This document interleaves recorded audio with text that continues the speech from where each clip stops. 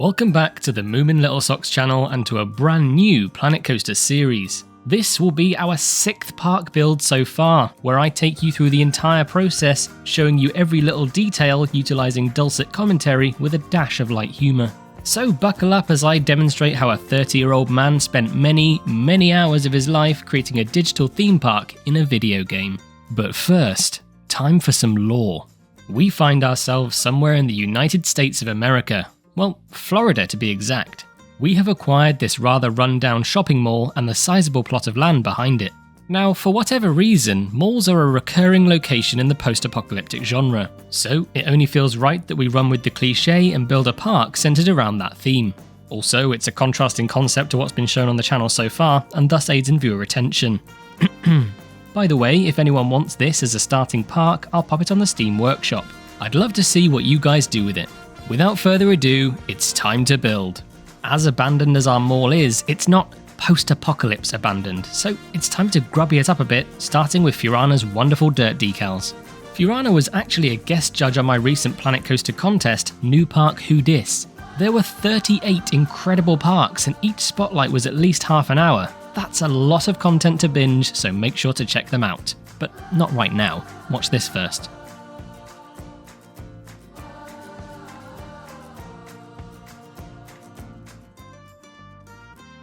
To give the impression of these shops being used as makeshift shelters, I barricaded them with sheet metal and planks. It also aids in showing the general public that there's no access through here, but I wouldn't put it past them to still try.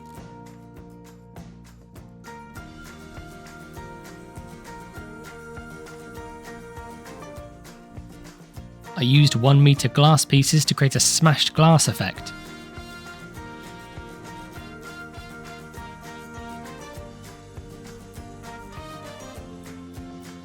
Similar idea on the next one, just with a bit of variation. You gotta shake things up sometimes, you know?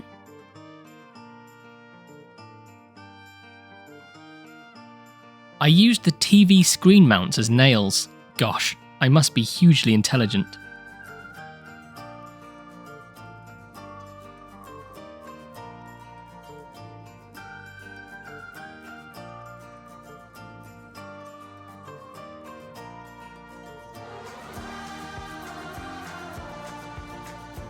Finally, I copied this over to the last shop front and changed it up a bit.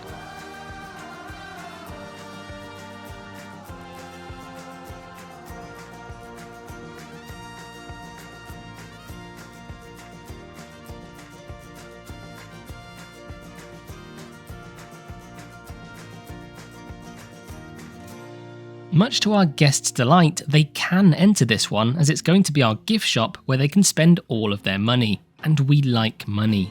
I placed just a memento and laid some pathing, connecting it to the exterior. Every good interior needs walls, else it's probably exterior. I began with natural wood plank walls with the start of my usual exposed ceiling using city brick. Slap bang in the middle of the room and in direct view from outside, I wanted a centerpiece display. The initial structure made out of arch shapes supported by metal barrels and tyres.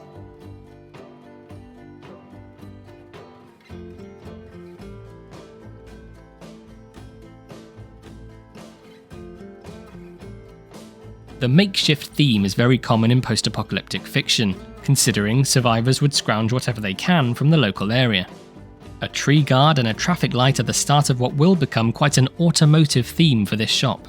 This being the closest point to the car park, it just made sense.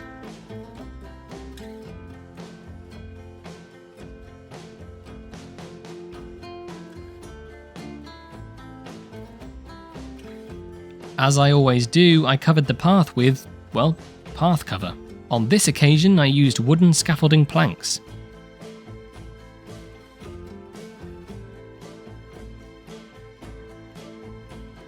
I created some edging using wooden planks. I don't actually know if it's called edging, I just made that up.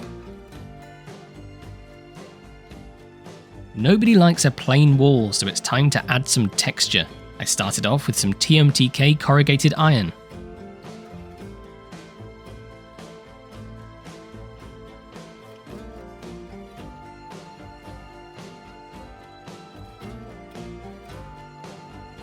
After adding a surround to our shop front, I created some shelving. Would be a pretty useless gift shop without them.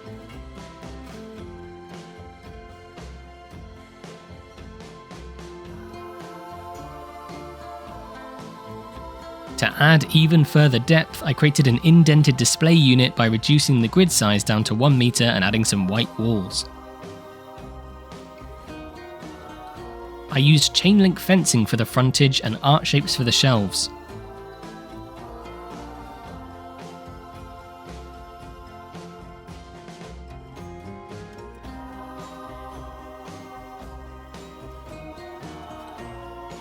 Moving on to the entrance, I used wooden balcony pieces to create a vestibule.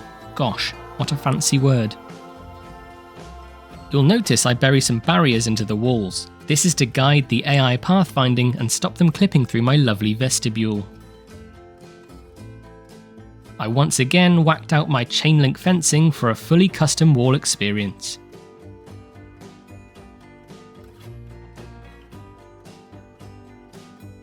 Time for some hefty looking chain to draw our guest's eyeline up. It's important to theme in all directions to fully immerse our guests in the world we're creating.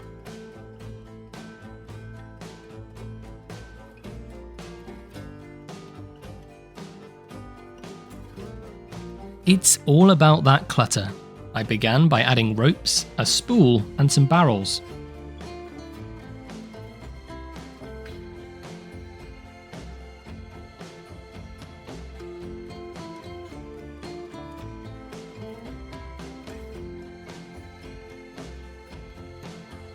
On this channel, we're all about that realism, so I added a door for our staff to never use because they choose to recklessly throw themselves over the counter.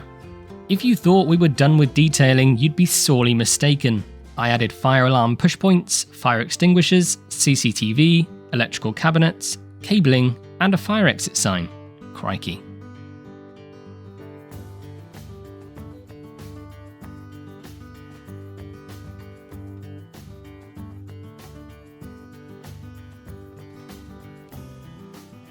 Moving on to lighting, I began by installing some truss, or lighting scaffolding as the game likes to call it for some reason.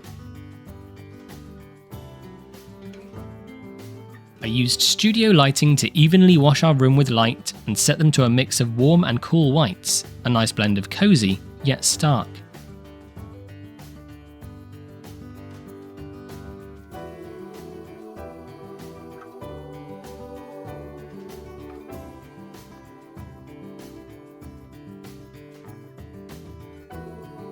Some box lights work wonderfully for downlighters on our display cabinet. A hidden area light adds some glow off of our traffic light. Some oil lamps hung from the chains and more downlighting for the vestibule.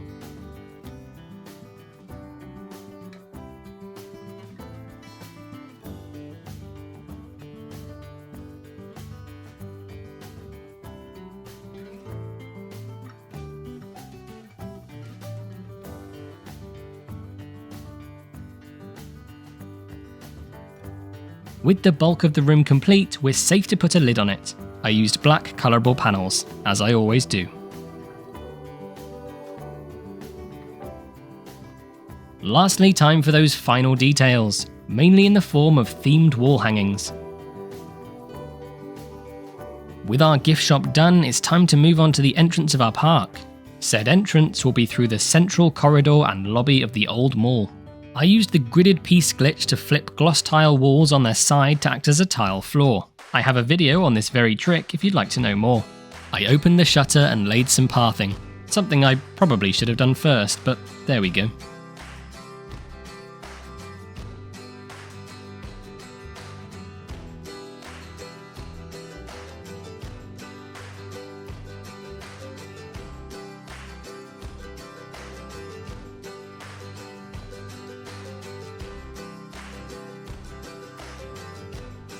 Because of the flexibility that comes with freeform items, I used Idro's plaster for the walls and created more edging using haunted house planks.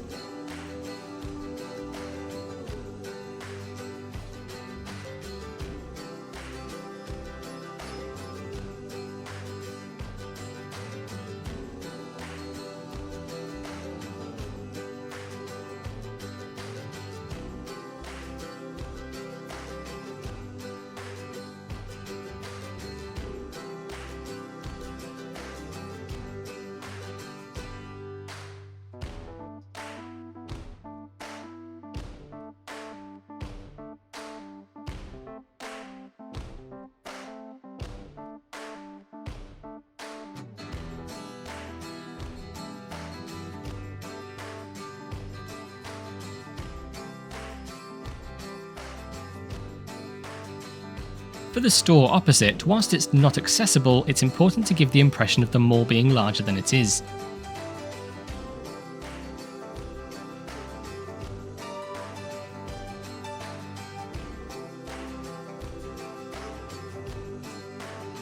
I created a similar store entrance, but crushed a zombie under the shutter, the first glimpse at some lore behind this apocalypse.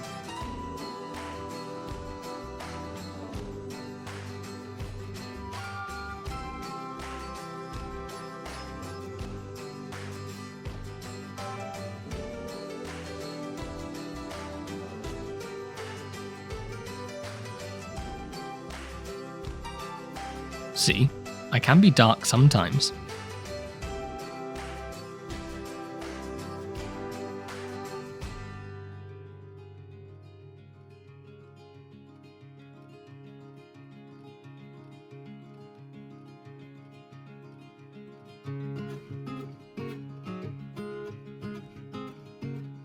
I placed some electrical items on the wall, but realised it was completely out of view from arriving guests, so moved it to the other side.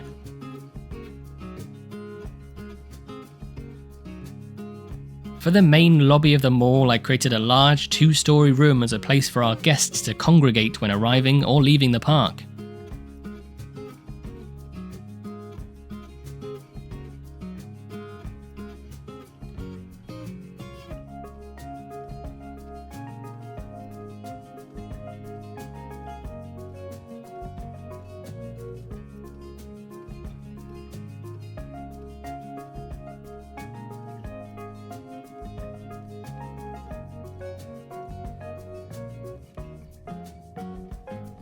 What's a mall without a large skylight? I cut out a hole to let some natural light flood into our build, but I come back later to construct the window itself.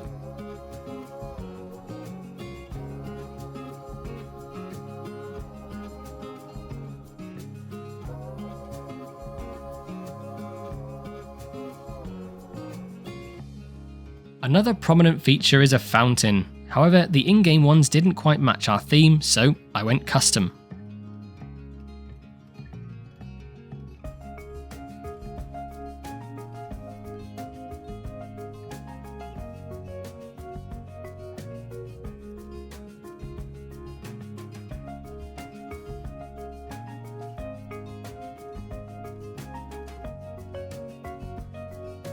A clear image I had from the start was a wrecked police cruiser in the central fountain. Also, please note the effort I put in this series to use American terminology. It takes a lot of effort and is for the most part quite painful. With the vehicle positioned, I could adjust the concrete accordingly.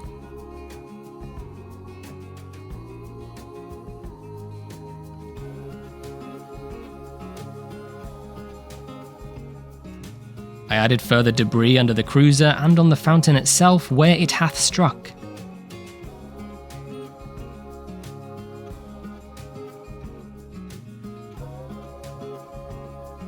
I even went to the effort of raising the suspension on the front near side before giving it a light bar and some smoke from the grill. Our fountain is looking far too clean, so it's time to add some foliage including lily pads, creosote bushes, cattails and much more.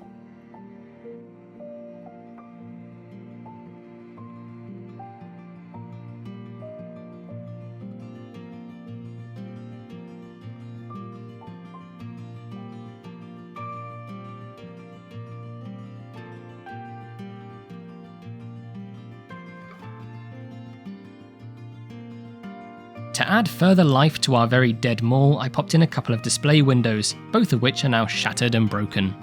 Okay, here's a fun game to play. Throughout this series, as soon as you see me use a technique or feature you haven't seen before, you have to like the video. That's fair, right? I mean, technically, if you enjoy my content, you should like it anyway, but I don't like to presume. You're like a sim in that you'll do whatever you want anyway, so who am I to try and control that? Look at these lovely broken glass shards. Have you seen someone do that before? Probably. Oh well, it was worth a try.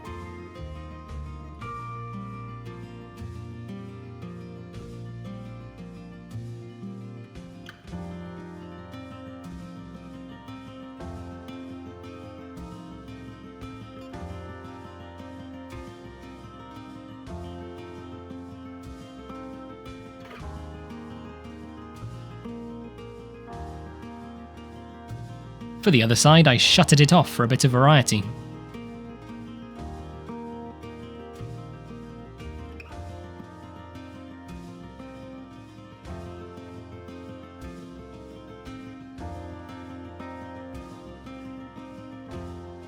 To hide the seam in the dirt decals, I added some trims. You've definitely seen me do trims before, because that's pretty much all I do.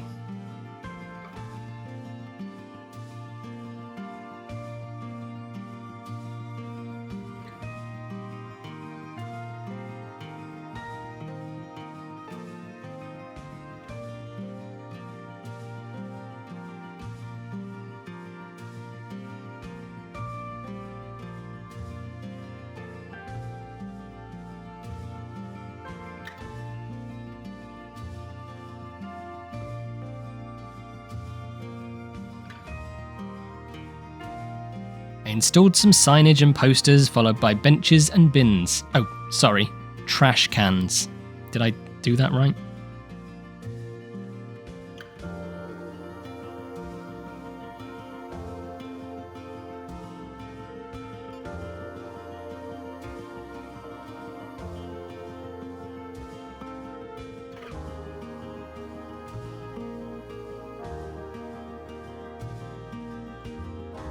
Time for those lovely TMTK details, including a fire hose, electrical box, power outlets, an AED, and park maps.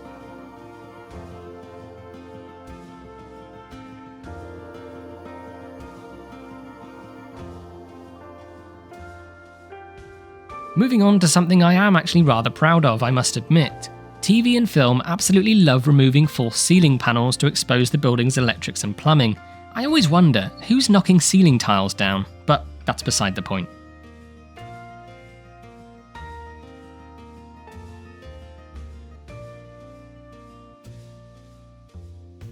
With the tiles positioned evenly, I copied them across our entrance corridor.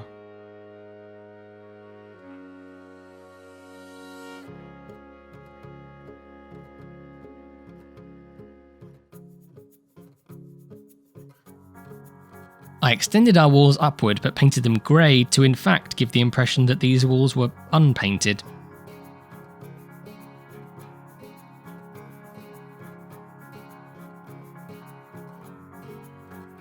Time for all the gubbins, including pipes, more pipes, and a cable tray which did not want to move on a convenient axis.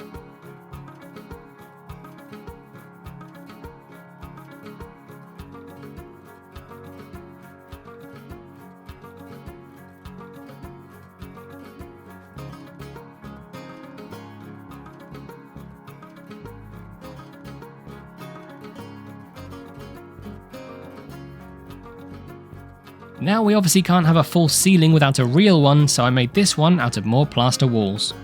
Back to our skylight, I made this out of... actually, I'm pretty sure you can guess at this point.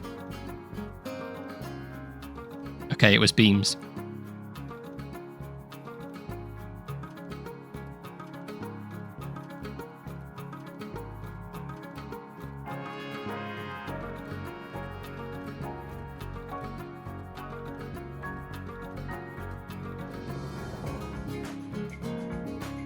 I recoloured everything to give it that lovely 80s beige aesthetic.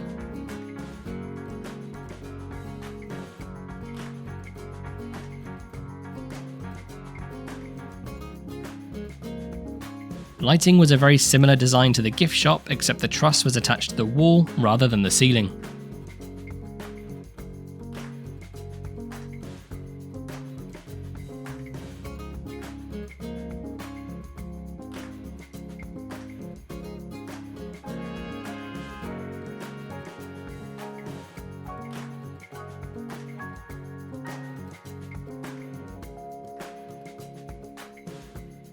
As always, some area lights fill in the gaps and create that natural bounce from the floor, as well as some glow from the lit posters.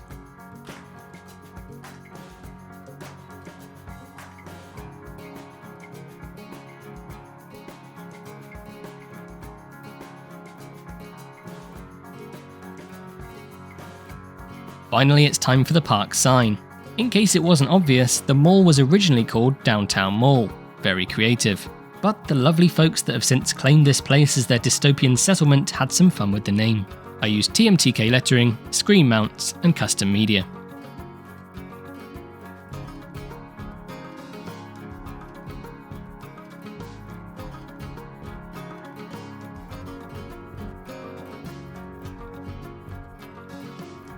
I finish it off with a lovely gold trim and some dirt.